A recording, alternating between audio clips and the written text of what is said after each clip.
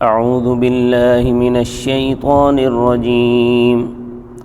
بسم اللہ الرحمن الرحیم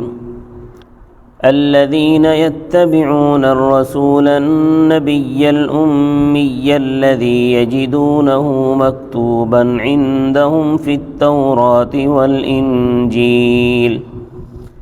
يأمرهم بالمعروف وينهاهم عن المنكر ويحل لهم الطيبات ويحرم عليهم الخبائث ويضع عنهم إصرهم والأغلال التي كانت عليهم فالذين آمنوا به وعزروه ونصروه واتبعوا النور الذي أنزل معه أولئك هم المفلحون صدق الله العظيم۔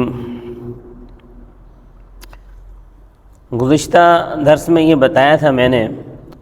کہ حضرت موسیٰ علیہ السلام نے بنی اسرائیل کی دنیاوی اور اخروی کامیابی کی دعا مانگی،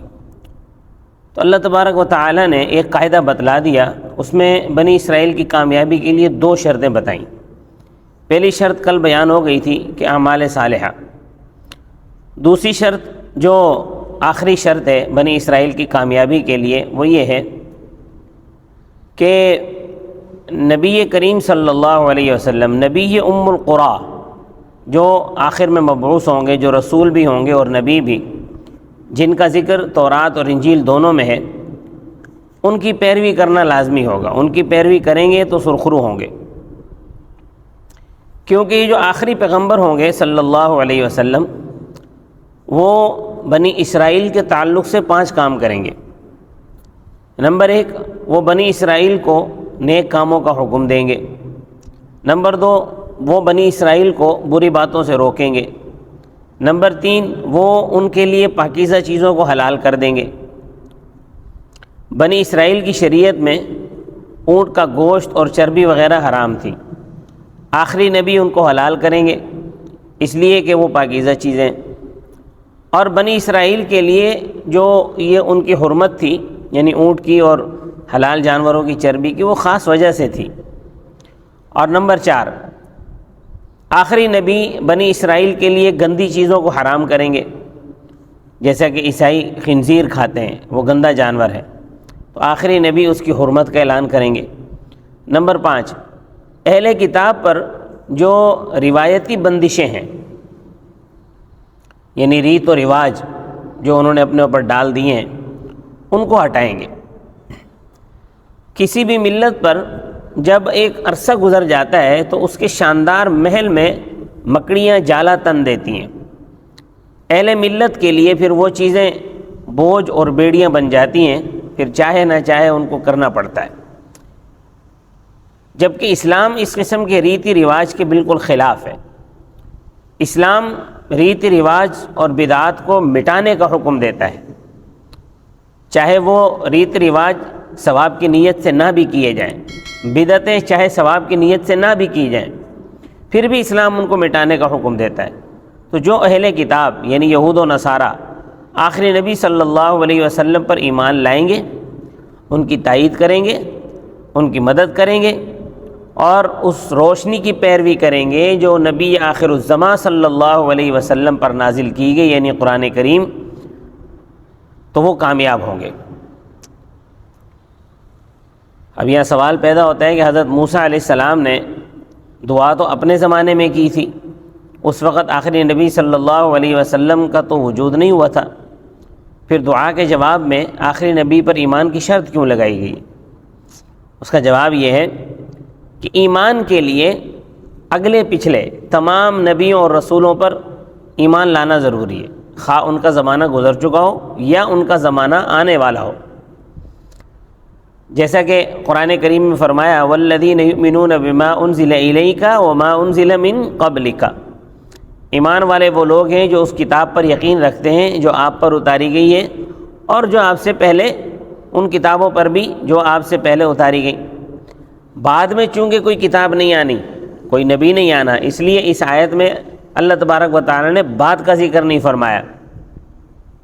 تو یہ آیت ختم نبوت کی دلیل بھی ہے۔ لیکن موسیٰ علیہ السلام تو آخری نبی نہیں تھے نا، موسیٰ علیہ السلام کے بعد تو نبوت جاری تھی، ان کے بعد بھی انبیاء اور رسول نے آنا تھا، کتابیں بھی اترنے والی تھی، اس لیے آخری کتاب اور آخری رسول اور آخری کتاب تک جتنے رسول آئیں، جتنے نبی آئیں بنی اسرائیل کے لیے، ان سب پر ایمان لانا ضروری تھا۔ تو حضرت موسیٰ علیہ السلام کو جو یہودی سمجھتے ہیں نا کہ بس یہ آخری نبی تھے، اس آیت کی روح سے یہ بھی غلط ہے۔ بنی اسرائیل سے تو یہ وعدہ لیا گیا تھا کہ حضرت موسیٰ کے بعد جو رسول آئیں گے یا جو نبی آئیں گے ان پر ایمان لانا ضروری ہوگا، تو آخری نبی تو نہ ہوئے۔ جبکہ نبی کریم صلی اللہ علیہ وسلم اور صحابہ کرام کے لیے، آپ صلی اللہ علیہ وسلم کے دور میں جب صحابہ کرام کے لیے اور آپ صلی اللہ علیہ وسلم کی امت کے لیے جب رسولوں پر اور کتابوں پر ایمان لانے کی بات کی گئی قرآن کریم میں، تو پچھلے رسولوں، کتابوں اور نبیوں پر ایمان لانے کی بات کی گئی ہے، بعد کا ذکر ہی نہیں کیا گیا۔ تو اس آیت سے ہی پتہ چلا کہ بعد میں کوئی نبی اور رسول نہیں آئے گا۔ یہاں پر اللہ تبارک و تعالی نے امی کی قید لگائی اس آیت میں کہ آخری نبی ام القریٰ میں مبعوث ہوں گے، یعنی بنی اسماعیل میں مبعوث ہوں گے۔ نبی رسول سے عام ہے، بنی اسرائیل میں نبی بھی چونکہ مبعوث ہونے والے تھے، آخر میں حضرت عیسیٰ علیہ السلام خاتم الانبیاء بنی اسرائیل مبعوث ہوں گے، پھر آخری رسول نبی امی مبعوث ہوں گے، اب پھر سلسلہ ختم۔ دوسرا فائدہ یہ ہے کہ خاتم النبیین صلی اللہ علیہ وسلم کی جو رسالت ہے وہ عالمگیر رسالت ہے، آپ عالمگیر رسول ہیں، جیسا کہ اگلی آیت میں آئے گا۔ اور اس آیت میں بنی اسرائیل کی طرف لوٹنے والی ضمیریں تخصیص ذکری کے طور پر ہیں کہ آپ صلی اللہ علیہ وسلم بنی اسرائیل کے لیے ہی 5 کام نہیں کریں گے، بلکہ آپ تو اپنی ساری امت کے لیے 5 کام کریں گے، لیکن بنی اسرائیل کو خصوصی طور پر اس لیے جو ہے وہ مخاطب کر کے فرمایا گیا کہ تم بھی چونکہ حضرت موسیٰ علیہ السلام کی امت ہو، تو پہلے سے تم ایک آسمانی شریعت پر چلتے ہوئے آ رہے ہو، تو آخری رسول جو ہیں وہ تمہارے لیے بھی یہ 5 کام کریں گے، اپنی باقی امت کے لیے بھی کریں گے۔ اب یہاں پر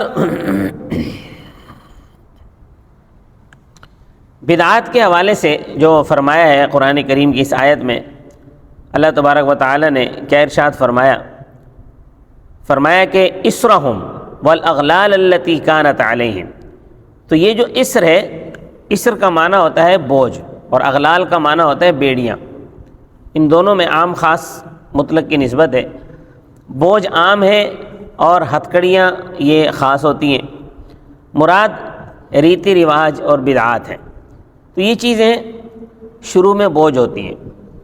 آخر میں پھر یہ سر پر پڑ جاتی ہیں، پھر چاہتے نہ چاہتے ہوئے آدمی کو جھگڑ دیتی ہیں اور آدمی کو وہ کرنا پڑ جاتا ہے۔ اس لیے یہ جتنے ریتی رواج ہیں اور بدعات ہیں یہ ابتدا سے ہی قابل ترک ہے۔ حدیث شریف میں آپ صلی اللہ علیہ وسلم کے ارشاد فرمایا من احدث فی امرنا ھذا ما لیس منہ فہو رد، کہ دین میں ایجاد بندہ ممنوع ہے، خواہ وہ جو رسم و رواج ہیں وہ ثواب کی نیت سے ہوں یا ثواب کی نیت کے بغیر کیا جائے۔ بدعت اگر ثواب کی نیت سے کی جائے تو بدرجہ اولا وہ ممنوع ہے اور قابل ترک ہے، اور اگر بغیر ثواب کی نیت کے کی جائے تب بھی وہ قابل ترک ہے، ممنوع ہے۔ جیسے ہمارے یہاں آج کل نکاح کی رسمیں، شادی کی رسمیں، عجیب عجیب قسم کی رسمیں، شادی کو اتنا بوجھ بنا دیا گیا ہے کہ ایک آدمی اگر اپنے بیٹے کی یا بیٹی کی شادی کرنا چاہے تو اس کو ہزاروں مرتبہ سوچنا پڑتا ہے، جبکہ شریعت نے شادی کو، نکاح کو کوئی بوجھ نہیں بنایا ہے، بلکہ آسان سا طریقہ ہے کہ آپ نسبت طے کریں اور 1-2 جوڑے جو آپ آسانی سے دے سکتے ہیں وہ دیں اور شادی کر دیں، اس میں تو کوئی بوجھ کی بات نہیں ہے۔ لیکن ریتی رواج نے آج کل اتنی رسمیں ہیں اور ان سب چیزوں نے ان کو بہت مشکل بنا دیا ہے، تو ان سب کو ترک کرنا چاہیے اور سنت کو زندہ کرنا چاہیے اور سنت کو عام کرنا چاہیے۔ ہمارے علماء سنت کو عام نہیں کرتے، زندہ نہیں کرتے۔ علماء کے گھرانوں کے اندر یہ بات موجود ہے کہ اگر علماء کے گھرانوں میں یہ بات کہی جائے کہ جی آپ تو شادی کو ہمارے لیے بوجھ بنا رہے ہیں، تو گھر کے لوگ، گھر کی خواتین وہ یہ کہنے لگ جاتی ہیں کہ لوگ کیا کہیں گے، لوگ کیا کہیں گے۔ بھئی لوگوں نے کیا کہنا ہے، لوگ آپ کو پیسے لا کر دیں گے، لوگ آپ کو خرچہ لا کر دیں گے، جی آپ خرچہ کرو، کوئی کچھ نہیں دے گا۔ لہذا سنت کو زندہ کرنے میں ہی بلندی ہے، اور اللہ تبارک و تعالی سنت کو زندہ کرنے میں ہی برکتیں عطا فرماتے ہیں۔ قرآن کریم میں صرف اللہ کی کتابوں کو نور کہا گیا ہے، کسی نبی یا رسول کو نور نہیں کہا گیا۔ سورۃ المائدہ آیت نمبر 15 میں نور و کتاب مبین میں عطف تفسیری ہے، اور قرینہ یہدی بہ اللہ ہے، اس میں مفرد کی ضمیر ہے۔ آیت میں بھی قرآن کریم کو نور فرمایا ہے۔ انزلہ یہ ماضی مجہول تحقق کے وقوع کے لیے، قرآن کا نزول اگرچہ بعد میں ہوگا، آئندہ ہوگا، مگر اس کا نزول یقینی ہے، اس لیے اس کو فعل ماضی سے تعبیر کیا ہے۔ اب آیت کریمہ کا ترجمہ سن لیں۔ فرمایا الذین یتبعون الرسول النبی الامی الذی یجدونہ مکتوبا الذین یتبعون الرسول النبی الامی الذی یجدونہ مکتوبا عندہم فی التوراۃ والانجیل۔